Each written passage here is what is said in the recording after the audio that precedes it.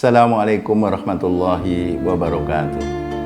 Alhamdulillahirabbil alamin wassalatu wassalamu ala Rasulillah bin Abdillah la haula wala quwata illa billahil azim. Pemirsa di TV yang berbahagia, semoga dalam melaksanakan ibadah puasa dengan amal-amal kita di dalam bulan suci ini mendapatkan rahmat, barokah dan penuh ampunan dari Allah Subhanahu wa taala. Dari ibadah yang lampau sekarang dan yang akan datang, mudah-mudahan kita tetap dibimbing oleh Allah, diberikan hidayah oleh Allah Subhanahu wa taala. Amin ya rabbal alamin. Pemirsa di TV yang berbahagia, berbicara dengan masalah qanaah. Qanaah adalah suatu sikap manusia yang narimo, ya. Narima apa yang dikasih Allah, bekerja sesuai dengan kemampuannya, gajinya seperti itu.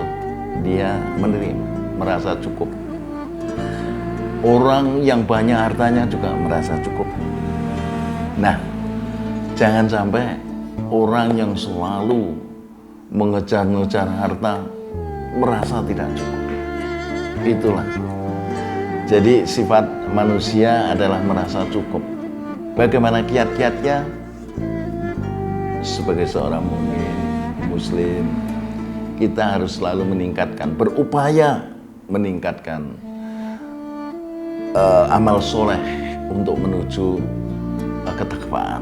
Sesuai dengan bulan Ramadan ini justru melatih kita supaya bisa qanaah. Dalam yang biasa kita sebutkan, kalau ini populer dalam bulan Ramadan, ya ayyuhalladzina amanu kutiba alaikumusiyam, terakhir ujung-ujungnya tattaqun, mencetak orang yang beriman meningkat menjadi orang yang bertakwa. Jadi bagaimana kiat-kiatnya? Yang pertama, kita di dalam bulan suci Ramadan ini amal soleh kita tingkatkan. Kemudian bersabar menerima ujian. Pas ini kena corona ini betul-betul merupakan ujian. Kebetulan di bulan suci Ramadan itu ibadah yang sunnah aja pahalanya seperti ibadah wajib pada bulan-bulan di luar Ramadan. Yang bulan Ramadan wajib berlipat ganda. Nah, itulah mudah-mudahan kita jadi orang yang sabar menghadapi situasi yang saat ini masih melanda dunia, yaitu adanya munculnya makhluk Allah yang ditugasi oleh Allah sebagai makhluk Allah untuk supaya manusia itu berintrospeksi diri. Yang kedua, sifat-sifatnya itu tidak berlebih-lebihan, khususnya dalam mengejar harta. Jadi ya boleh mencari harta demi kehidupan dunia dan untuk mencapai akhirat, tapi jangan lupa meninggalkan kewajiban kepada Allah, yaitu beribadah kepada Allah Subhanahu wa taala. Dalam rangka apa? Hamba sebagai hamba Allah untuk dapat melaksanakan apa yang diperintah Allah dan meninggalkan larangan.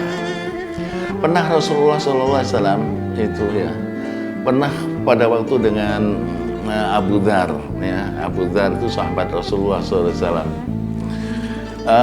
Di suatu tempat ditanya Abu Dzar oleh Rasulullah, ya Abu Dzar, apakah engkau mengira bahwa orang yang kaya itu banyak hartanya? Benar ya Rasulullah, jelas kalau orang yang kaya banyak hartanya. Kalau orang miskin, apakah engkau berpandangan bahwa orang miskin itu yang kurang hartanya? Benar ya Rasulullah. Nah, apa kata Rasulullah? Sebenarnya Abu Dzar, bahwa orang yang kaya itu adalah orang yang kaya hatinya. Sedangkan orang yang miskin, orang yang tidak punya harta, itu adalah miskin hati. Ya, jadi apapun yang terjadi menimpa dirinya itu karena izin Allah, maka dia akan menerima apa yang ditakdirkan oleh Allah Subhanahu wa taala. Manusia makhluk kecil, katakanlah burungnya, burung kecil namanya burung emprit yang kecil. Itu oleh Allah rezekinya sudah diberikan. Berikan apa yang harus dimakan. Menir kecil, tes, makin lama perut makin kenyang. Itu. Kemudian merpati ya agak besar, jagung makan. Ya sudah. Tetapi kalau emprit rezekinya hanya menir, dicipta dengan mulutnya yang sedikit, tetapi makan jagung, dia akan keleleken, bisa-bisa mati si burung.